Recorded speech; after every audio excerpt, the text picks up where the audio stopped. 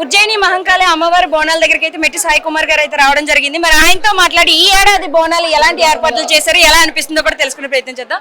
సరే, ఈ సంవత్సరం ఏర్పాట్లు మీకు ఎలా అనిపిస్తుంది? చాలా అద్భుతంగా ఉన్నాయి అమ్మ. ఎందుకంటే గతంలో 10 సంవత్సరాల కింద ఉండే వ్యవస్థకు ఇప్పుడు 3 సంవత్సరాలు చాలా అద్భుతంగా ఉంది. రేవంత్ రెడ్డి గారు వచ్చే 10 సంవత్సరాలు ముఖ్యమంత్రి ఉండాలని కోరుకుంటా ఉన్నాము. ప్రతి భక్తుడు ప్రతి ఒక్క వ్యవస్థకు సమస్యలు ఎక్కడ కాకుండా ఏర్పాటు అద్భుతంగా చేశారు. కాబట్టి దేవాదాయ శాఖ అదేవిధంగా రాష్ట్ర ప్రభుత్వం కూడా మంత్రి పొన్నం ప్రభాకర్ గారు, మంత్రులు, ఎమ్మెల్యేలు, ఎంపీలు ఉన్నారు. మనొక ఉద్దేశం ఏంటంటే అమ్మవారికి బోనం ఇచ్చే ప్రతి కుటుంబము సుభిక్షంగా ఉండాలి, అమ్మవారి ఆశీర్వాదం ఉండాలి, అమ్మ దయ ఉంటే అన్ని ఉన్నట్టే అని ఒక భావన అందరికీ ఉంది. కాబట్టి ప్రతి భక్తుడు సమస్యలు కాకుండా ఏర్పాటు చేయడం జరిగింది.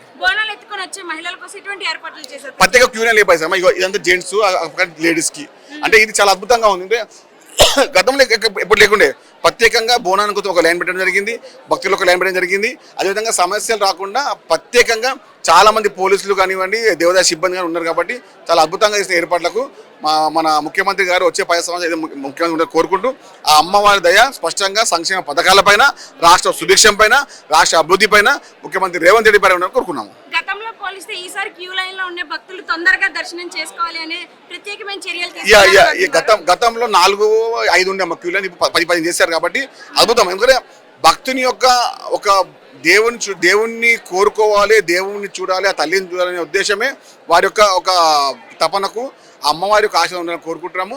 సమస్యలు గతంలో ఉన్న సమస్యలకు ఇప్పుడు చాలా డిఫరెంట్గా ఉందమ్మా.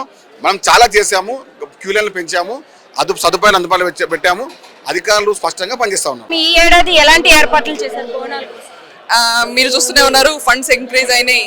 ప్రభుత్వం వైపు నుంచి చాలా ఫండ్స్ ఇంక్రీజ్ అయ్యి ఫెసిలిటీస్ కోసమే ఇంక్రీజ్ అయినాయి. వాష్రూమ్స్ ఇంక్రీజ్ చేసాం, సీసీటీవీ కెమెరాస్ ఇంక్రీజ్ అయినాయి. క్యూ లైన్స్లో ఎలా మార్పులు చేశారో మీరు కూడా చూస్తున్నారు. మన క్యూ లైన్ ఒక 2-3 నిమిషాల కంటే ఎక్కువ ఆగకుండా చూస్తున్నారు సాగుతుంది. ఎక్కడన్నా ఆగితే కనుక అక్కడ బోనాలు తీసుకున్న మహిళలు ఉంటే కనుక వాళ్ళని వెంటనే ఒక సెపరేట్ క్యూలో తీసుకెళ్ళిపోవటం. అలాగే చంటి పిల్లలు తీసుకొచ్చే మదర్స్ ఉంటారు, వాళ్ళని కూడా సెపరేట్, అంటే మధ్యలో నుంచే వాళ్ళని డైవర్ట్ చేసేసి సెపరేట్గా తొందరగా తీసుకెళ్ళిపోవటం. వృద్ధులు ఉంటారు, వృద్ధుల కోసం సెపరేట్గా. సో ఎన్నో రకాలుగా మనం క్రితం అనుభవంతో ఈసారి ఆ ప్రాబ్లమ్స్ లేకుండా చూద్దామని ప్రయత్నం చేసాం. కోఆర్డినేషన్ కమిటీస్ చాలా పెట్టడం జరిగింది. మా మినిస్టర్ ఇన్ఛార్జ్ పొన్నం ప్రభాకర్ గారు, అలాగే ఎండోమెంట్ మినిస్టర్స్ కొండ సురేఖ మేడం, ఆ కోఆర్డినేషన్ మీటింగ్స్లో సూక్ష్మంగా ఒక్కొక్క చిన్న విషయం కూడా డిస్కస్ చేయడం జరిగింది. సో మీరు చూస్తున్న ఏర్పాట్లు ఏదో గవర్నమెంట్ ఎలా కాకుండా మన ఇంటి పండగ అలా చూసుకుని చేస్తున్నాం. మేడం, ఇప్పుడు చూసుకోవచ్చు, చాలా మంది దూర ప్రాంతాల నుంచి వస్తున్న వారికి ఇక్కడ వరకు ఓకే, కానీ బయట నుంచి ఉన్న క్యూ లైన్ అనేది కొద్దిగా ఇబ్బందికరంగా ఉంది అని చాలా మంది కంప్లైంట్ చేస్తున్నారు.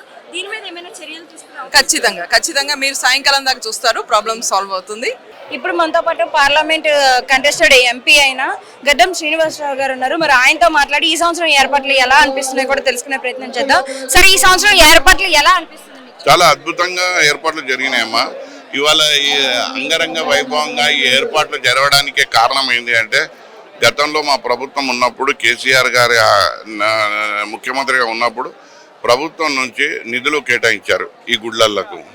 అంటే ఈ బోనాలకే కాకుండా గణేష్ చవితికి కూడా అక్కడ మండపాలు పెట్టుకుంటే వారికి కూడా వాళ్ళ స్థాయికి తగ్గట్టు మండపాలకు వాళ్ళకు ఆర్థిక సహాయాన్ని కేసీఆర్ గారు అందించారు. కాబట్టి ఇవాళ అన్ని గుడ్లు దీపధూప నైవేద్యంతో దైదీప్యమానంగా వెలుగుతూ ఉన్నాయి.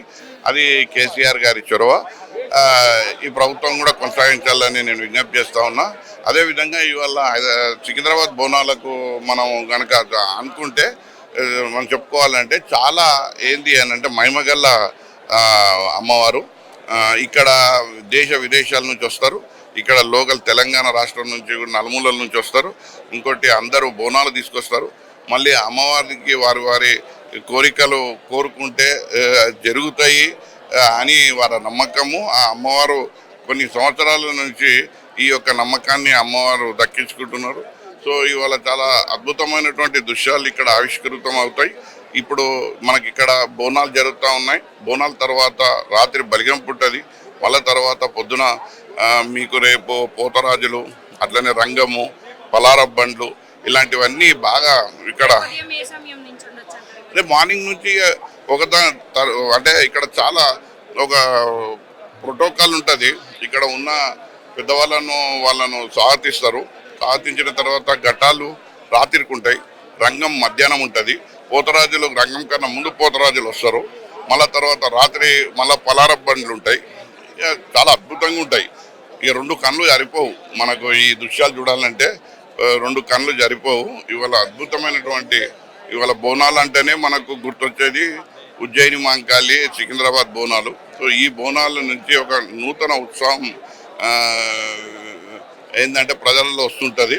అక్కడి నుంచి ఇక ఈ ఆషాఢం అంతా ఈ యొక్క ఉత్సాహాన్ని కొనసాగిస్తూ మొత్తం ఆషాఢం అయిపోయే వరకు బోనాల ఉత్సవాన్ని నెరవేరుస్తూ ఉంటారు. అమ్మవారికి మరొకసారి నేను కూడా దర్శించుకుంటా, ప్రతి క్రమం తప్పకుండా వస్తా.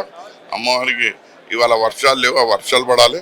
అదేవిధంగా ప్రజలందరూ సుభిక్షంగా ఉండాలని కోరుకుంటున్నాను. గురుగారు, ఈ ఏడాది ఏర్పాట్లు చూస్తుంటే మీకు ఏమనిపిస్తుంది? నేను ఒక ముసలాడిగా 72 ఏళ్ల వయసులో గత 12 ఏళ్ళ నుంచి చూస్తున్నా. ముందే ప్లాన్ చేసి అత్యద్భుతంగా గౌరవ పెద్దలందరికీ సత్కారం చేసి బోనం ఎత్తుకునే తల్లులకు ఒక విశేషమైన వసతి ఏర్పాటు చేసిన రాష్ట్ర ప్రభుత్వానికి నేను ధన్యవాదాలు తెలియజేస్తున్నాను. మరీ ముఖ్యంగా దేవాదాయ ధర్మాదాయ శాఖ మార్చులు కొండా సురేఖ గారి నాయకత్వంలో పెద్దలు రేవంత్ రెడ్డి గారి ఆశీర్వాదంతో అత్యద్భుతంగా ఉంది. ఎందుకంటే ప్రపంచంలో శక్తిపీఠానికి సమానమైనటువంటి పీఠం మహాకాళి దేవత. అలాంటి దేవతకు నమస్కారం. గురుగారు, మీ మాటల్లో ఆషాఢ మాసంలో మొదలయ్యే ఈ బోనాల గురించి ఒక్క వాక్యంలో. ఐం హ్రీం క్లీం అని బీజాక్షరాల మంత్రం ఉంటుంది బేట.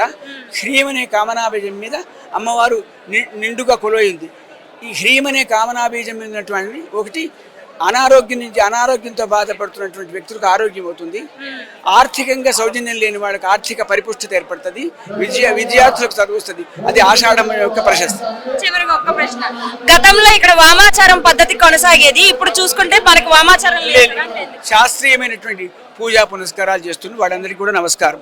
దాదాపు 60 సంవత్సరాల నుంచి భిన్నమైన అభివృద్ధి చేసుకుంటూ ఈ రోజు వరకు కూడా ఒక భక్తి శ్రద్ధలతోని ముఖ్యంగా మహిళలు మహిళా మండలు అందరూ కూడా వచ్చి అమ్మవారికి బోనం సమర్పించుకోవడం అనేది చాలా జరుగుతుంది. కరోనా తర్వాత మనకి కరోనా అప్పుడు బాగా కట్టుదిట్టాలు ఉండి అమ్మవారికి బోనం సమర్పించుకోవడం కొద్దిగా అంటే స్తంభించిపోయింది. కానీ అంతే రెట్టింపుగా ఇప్పుడు అమ్మవారిని ప్రతి ఒక్కరు కూడా యువత ముందుకు వచ్చి అమ్మవారికి బోనం సమర్పించుకోవడం అనేది చాలా సంతోషం వేస్తుంది. మన సంస్కృతి సాంప్రదాయాలు భావి తరాలకు తెలియజేయాలంటే ముఖ్యంగా మహిళలు పెద్ద పాత్ర పోషిస్తారు.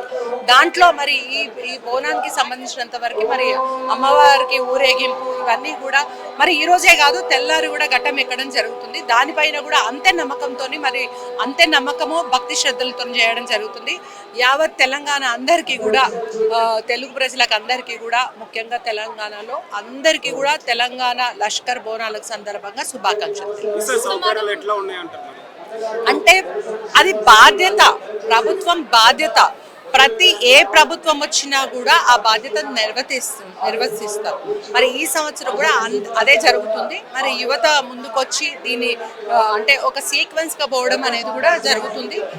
ఈ రోజు కొత్తగా ఏమనిపించట్లేదు, నాకు అమ్మవారు కొత్తగా కనబడతారు. నాకు ప్రతి సంవత్సరం కూడా ఈ బోనాల పండుగ రోజు భిన్నంగా అలంకరణ ఉంటుంది కాబట్టి ప్రతి సంవత్సరం కూడా కొత్తగా అనిపిస్తారు. ఈ రోజు అంత ప్రత్యేకత ఉన్న ఈ అమ్మవారిని దర్శించుకోవడము, మిగతా అందరూ కూడా వచ్చి దర్శనం చేసుకొని ఆయుర ఆరోగ్యాలతో ఉండాలని ఆ భగవంతుని అమ్మవారిని ఉజ్జయిని అమ్మవారిని ఆశీస్సులు తీసుకొని భక్తి శ్రద్ధలతో ఉండాలని కోరుకుంటున్నాను. ట్రాఫిక్ తరపున తర్వాత లాండ్ ఆర్డర్ తరపున కూడా సఫిషియెంట్ బందోబస్తు ఏర్పాటు చేయడం జరిగింది. కాబట్టి అందరూ కూడా ఒక క్రమశిక్షణతో పోలీసు వారికి సహకరించి అమ్మవారి ఆశీర్వాదాలు పొందాలని చెప్పి మరీ కోరుకుంటున్నాను. Thank you. అన్నీ కూడా క్యూ సిస్టము, తర్వాత విఐపీలకు కూడా ఇబ్బంది జరగకుండా, అలాగే బోనాలు ఎత్తుకొని వస్తున్నారు కాబట్టి వాళ్ళకు ఒక సపరేట్ క్యూ లైన్, ఎవరికి కూడా ఇబ్బంది కలగకుండా వారితో పాటు వాలంటీర్స్ కూడా ఈ యొక్క భక్తులకు సేవలు అందిస్తున్నారు. కాబట్టి ప్రతి ఒక్కరు కూడా ఓపికగా అమ్మవారి దర్శనం చేసుకొని పోవాలని చెప్పేసి మరీ కోరుతున్నాం.